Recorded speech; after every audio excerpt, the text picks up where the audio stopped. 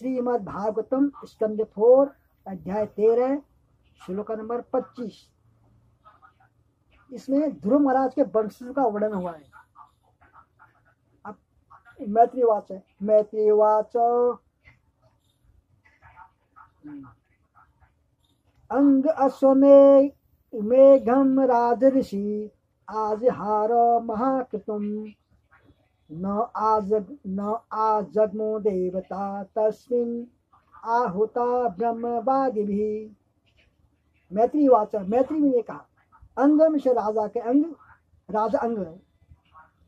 अश्वमेघम, अश्वमेघ यज्ञ राजश्री साधु राजा आजहार संपन्न किया। महाकृतुम, महान यज्ञ नौम से नहीं। आजग्मु आए देवता, देवता तस्मिन उस यज्ञ में आहुता बुलाए गए। ब्रह्मवादी भी यज्ञ करने में ब्राह्मणों द्वारा। श्री मैत्री ने उत्तर दिया, हे विदुर, एक बार राजा अंग ने अश्वमेध यज्ञ नामक महान यज्ञ संपन्न करने की योजना बनाई। वहां पर उपस्थित समस्त सुयोग्य ब्राह्मण जानते थे कि देवताओं का आह्वान कैसे किया जाता है, किंतु उनके प्रयास के बावजूद भी किसी देवता ने न तो भाग लिया और न ही कोई उस यज्ञ में प्रकट हुआ। तात्पर्य ऐसी भक्ति वेदांत स्वामी शिला प्रभुपाद की जय। अब पूर्वाचार्य अपने तात्पर्य हमें समझाते हैं। वैदिक यज्ञ सामान्य कृत नहीं होता है। ऐसे यज्ञों में देवता भाग लेते थे और इन कृतों में जिन पशु की बलि दी जाती थी उनको नवीन जीवन मिलता था। इस कलिकाल में कोई शक्तिशाली ब्राह्मण नहीं है जो देवताओं का आह्वान कर सके अथवा पशुओं को नया जीवन दान दे सकें। प्राचीन काल में वैदिक मंत्रों में पारंगत ब्राह्मण मंत्रों की शक्ति दिखा सकते थे, किंतु इस युग में ऐसे ब्राह्मण के अभाव से इस प्रकार के समस्त यज्ञ वर्जित हैं। जिस यज्ञ में घोड़ों की बलि दी जाती थी वह अश्वमेध यज्ञ कहलाता था। कभी कभी गायों की भी बलि, गवालभ उसको बोला जाता है। तो कभी कभी गायों की बलि खाने के लिए नहीं वरन मंत्रों की शक्ति द्वारा नया जीवन प्रदान करने के लिए दी जाती थी। इस युग में एकमात्र व्यवहारिक यज्ञ संकीर्तन यज्ञ अर्थात 24 घंटे हरे कृष्ण कृष्ण कृष्ण हरे हरे, हरे राम राम राम हरे हरे का कीर्तन करना है। श्लोक नंबर 26।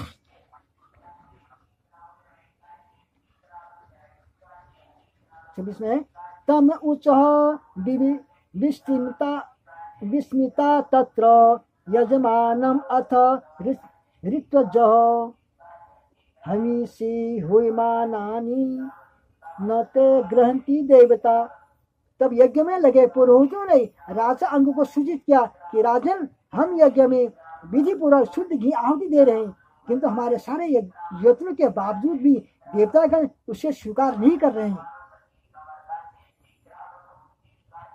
तो पुरोहित ने मंत्र पढ़ा, जो भी सामग्री थी वो शुद्ध था, तो देवता लोग नहीं आ रहे हैं और नहीं स्नान ग्रहण करें, तो पुरोहित परेशान है उसमें। आगे श्लोक नंबर 27। राजन हविषि अदुष्टानि श्रद्धया आसादितानि ते छंदांसि आयातयामानि योजितानि धृतव्रत है। हे राजन, हमें ज्ञात है कि आपने अत्यंत श्रद्धा था सावधानी से यज्ञ की सारी सामग्री एकत्रित की है और वह दूषित नहीं है। हमारे द्वारा उच्चरित वैदिक मंत्र में भी किसी प्रकार की कमी नहीं है, क्योंकि यहाँ उपस्थित सभी ब्राह्मण तथा पुरोहित योग्य हैं और समस्त कृतों को ठीक से कर भी रहे हैं। तात्पर्य श्रील प्रभुपाद की जय। अब प्रभुपाद जी अपने तात्पर्य समझा रहे हमें। परंपरा से ही वेदविद ब्राह्मण लोग वैदिक मंत्र का ठीक से उच्चारण करते थे। मंत्र पद तथा संस्कृत शब्द दोनों का सही उच्चारण होना चाहिए, अन्यथा मंत्र सफल नहीं होगा। इस युग में ब्राह्मण लोग न तो संस्कृत भाषा में दक्ष हैं और न उनका व्यवहारिक जीवन शुद्ध है, किंतु हरे कृष्ण मंत्र का जप करने से, यज्ञ करने से प्राप्त होने वाले सर्वोच्च लाभ प्राप्त हो सकता है। यदि हरे कृष्ण महामंत्र का उच्चारण ठीक से भी न किया जाए तो भी इसमें इतनी शक्ति है कि जपकर्ता को लाभ ही होता है। श्लोक नंबर 28। न विदाम इक देवानां हेलनम वय अणु अपि यत न ग्रहन्ति भागा न स्वान ये देवा कर्म साक्षिण हो।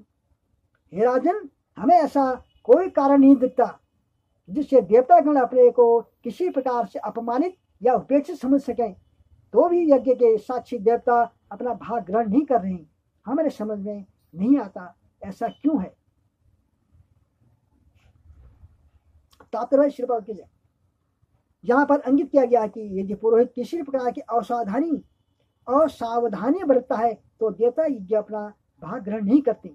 इसी प्रकार भक्ति में होने वाले अपराध सेवा अपराध कहलाता है। जो लोग मंदिर में राधा कृष्ण विग्रह की पूजा करते हैं उन्हें ऐसे अपराधों से बचना चाहिए।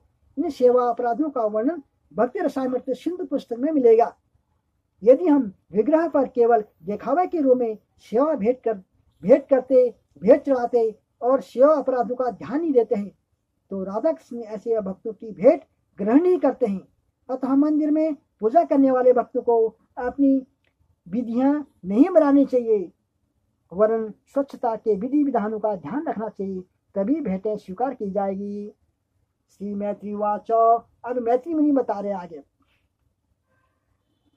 मैत्री मुनि और विदुर की बातचीत हो रही है। कथा जो नैमिष सराय में जो कथा हुई थी उसके बारे में बता रहे कि अब ऐसा हो रहा। अब क्योंकि वो दोनों हरिद्वार में हैं दोनों।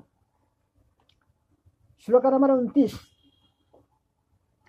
मैत्रीवाच अंगद्विजवच श्रुता याजमान सदुर्मनः तत पृष्ठम व्यसृजवाचम सदस्यान तत् अनुजया।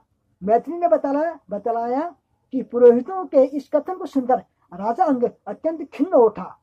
तब उसने पुरोहितों को कुछ कहने की अनुमति मांगी और यज्ञ स्थल में उपस्थित समस्त पुरोहितों को उसने पूछा, जब यज्ञ करे देवता नहीं आ रहे, कभी कहा है, तो महाराज अंग जो है वो खिन्न उठे। तब उन्होंने जाके यज्ञ स्थल पुरोहित से पूछ रहे हैं। अब क्या पूछ रहे हैं? राजा अंग ने पुरोहित वर्ग को संबोधित करते पूछा, हे पुरोहितों, आप कृपा करके बताएं कि मुझमें कौन सा अपराध हुआ है। आमंत्रित होने पर भी देवता न तो यज्ञ में सम्मिलित हो रहे हैं और न ही अपना भाग ग्रहण कर रहे हैं। अब इसमें आगे बोल रहे हैं, सदस्य पतयो वोच नरदेव भवतो नाघम।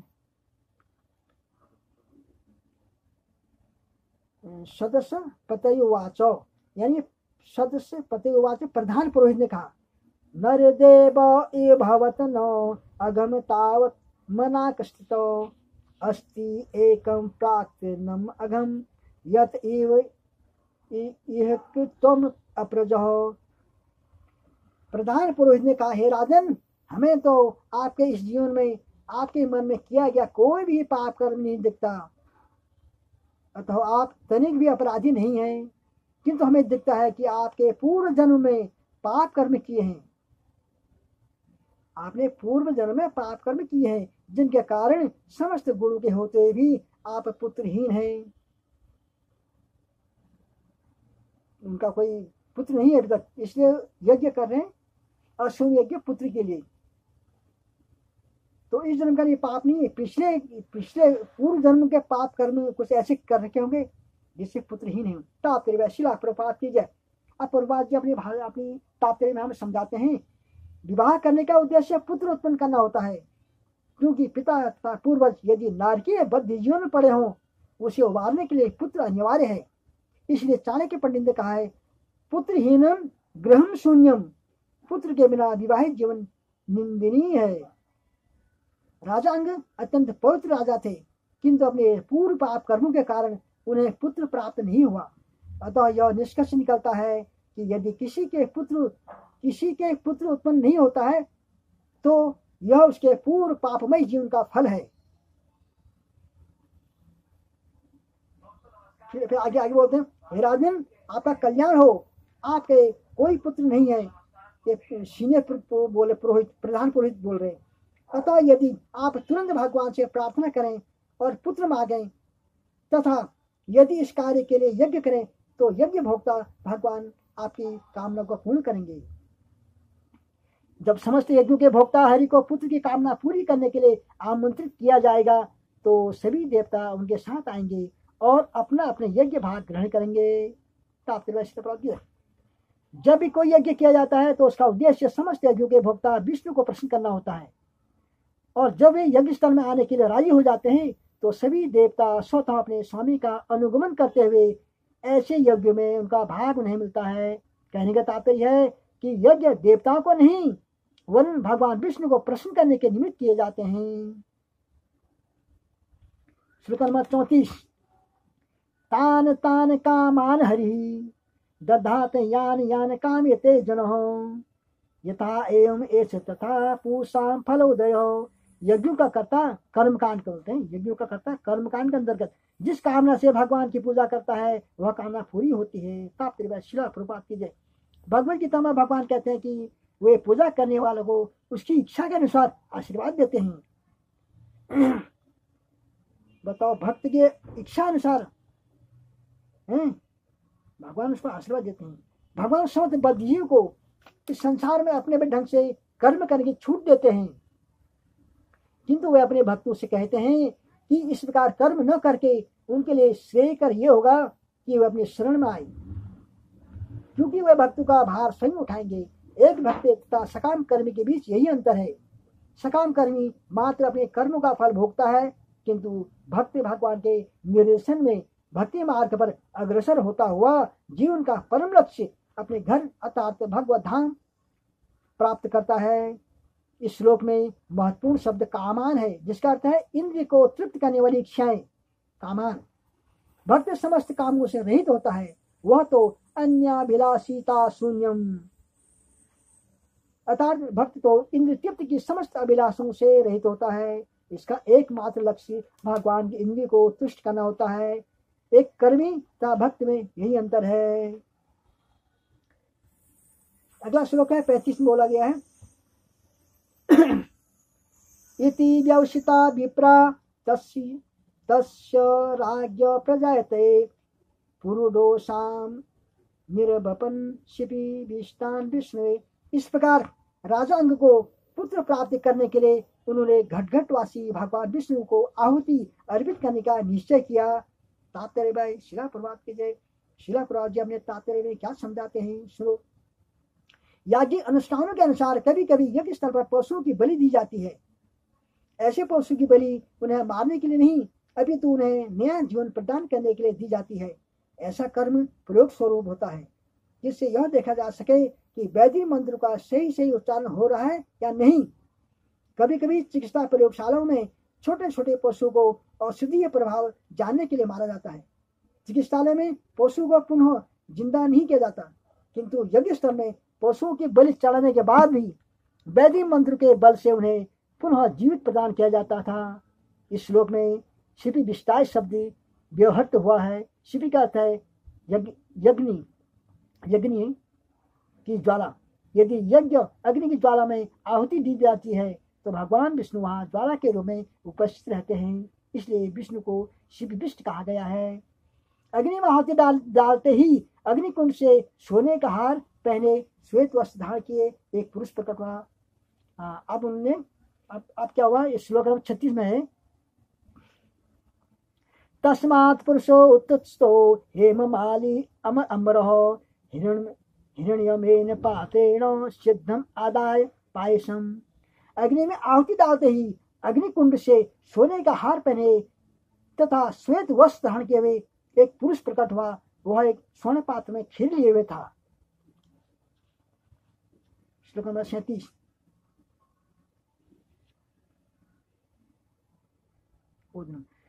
सविप्र अनुमत राजा गृहीत्वा अंजलिना ओदनम अवघ्राय मुदा युक्त प्रादात पत्वे उदार घी। राजा अत्यंत उदार था। उसने पुरोहितों की अनुमति से उस खीर को अपनी अंजलि में ले लिया और फिर सूंघ कर उसका एक भाग अपनी पत्नी को दिया। अग्नि में से आहुति में से एक सोने का हार पहने हुए श्वेत वस्त्र वाला प्रकट हुआ। उनके हाथ में एक सोने का पात्र था, उसमें खीर था। तो राजा ने लिया, राजा ने हथेली में रखा, अपना सूंघा, अपनी पत्नी दे दिया।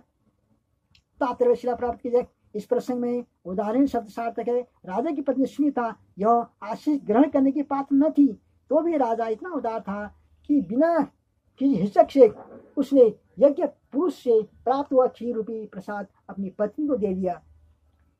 प्रस्तुत सब कुछ भगवान द्वारा पूर्व योजित होता है, जैसे कि बाद के श्लोक में बताया जाएगा। यह घटना राजा के लिए हितकर नहीं हुई, क्योंकि राजा अत्यंत उदार था। अतः इस जगत के प्रति उनकी विरक्ति बढ़ाने के लिए भगवान ने चाहा कि उसकी रानी से एक क्रूर पुत्र जन्म ले, जिससे राजा को गृह त्याग करना ही पड़ेगा। जैसा कि कहा जा चुका है, भगवान विष्णु कर्मियों की सारी इच्छाएं पूरी करते हैं, किंतु भक्त की इच्छा वे एक भिन्न भिन्न विधि से पूरी करते हैं, जिससे कि वह धीरे धीरे उनके पास पहुंच सकें। इसकी पुष्टि भगवद गीता से भी होती है। ददामि बुद्धि योगम तम येन मामुपयान्ति ते। भगवान भक्त को अवसर प्रदान करते हैं कि वो आगे प्रगति करता रहे, जिससे वह वापस घर की अर्थात भगवत धाम जा सके। यदि भी रानी को कोई पुत्र न था, किंतु पुत्र उत्पन्न करने की शक्ति वाले खीर, उस खीर के खाने से वह अपने पति से सहवास से गर्भवती हो गई और यथा समय उसने एक पुत्र को जन्म दिया। बोलो श्रीमद् भागवत पुराण की जय। अगला हम इसे अगले नेक्स्ट वीडियो में डालेंगे। हरे कृष्णा। मेरे प्यारे YouTube चैनल के भक्तों, ये श्रीमद् भागवत चौथा स्कंद है। ध्रुव महाराज के वंश का वर्णन है इसमें। आप कंटिन्यू देखिए, पूरी वीडियो देखें और अगली नेक्स्ट वीडियो भी आएगी। और कुछ ज्ञान प्राप्त कीजिए और हमें भी कुछ सिखाइए। कुछ कमी है तो कमेंट्स में लिख दीजिए और सब्सक्राइब करना ना भूलें, लाइक करना भी ना भूलें। हरि बोल।